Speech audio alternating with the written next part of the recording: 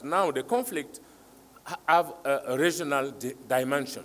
You cannot solve a conflict if you don't take the regional aspect of the conflict.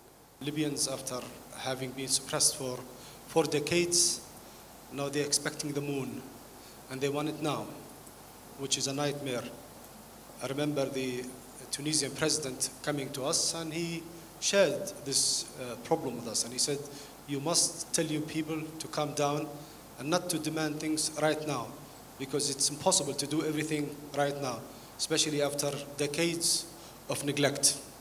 I'll be happy to focus on the example that I would have covered, which is Colombia, which is all about the detail of state reconstruction and of the involvement of leadership at that level, fundamentally proving that while the international community and external agents can play a role in supporting domestic developments, that ultimately success is down to domestic leadership and attention to detail of the sort that has been exhibited by the Uribe and Santos governments successively in Colombia.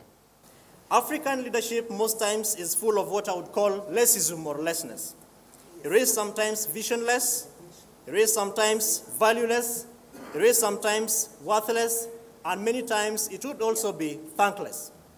But we are saying as young people that African leadership has taught us that leadership is all about dealership and not leadership. So why would young people be attracted and join organized crime groups? I posted this question on our Facebook group, and some of the response that I got among the main factors mentioned are these ones. The need for belonging to a group and the sense of power and protection that comes from being a part of a group. Socioeconomic needs due to lack of employment opportunities, peer pressure and lack of positive role models, the need to be heard, and break down in traditional values. What is the role of Africans in the drug trafficking? And instead of just being a transit route, some of us are actually becoming kingpins. Organized crime has a top end and a lower end. We find at that top end, drug trafficking and illicit arms transfer, we tend to occupy much of our attention. This is what occupies much of our attention in Africa. And of course, we have stated time and again that there's a lot that actors outside of Africa have to say about this. But when you look at the lower end, and I think that's where the connection to the state or the national question is, this human trafficking issue, or if you like the 419 internet crime, whatever you find at the lower end is pretty organized, and much of it originates from Africa. And this human trafficking issue, without being defensive about it, we need to call a spade and say that these are crimes committed by Africans against Africans. How do we make transnational crime less profitable? We need to disrupt financial flows. We need to have strong financial intelligence units and track the proceeds of crime.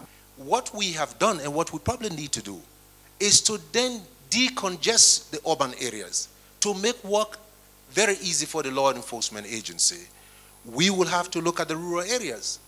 Why have we neglected the rural areas? We talk about food security. Our peasants are coming down to the urban centers.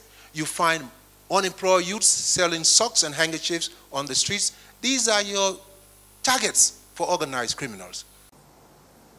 Whether you talk of poverty, you talk of unemployment,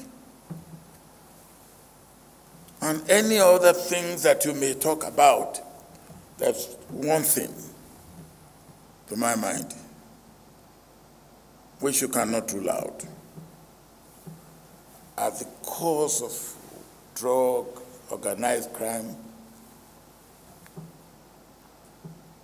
to me is real or perceived injustice.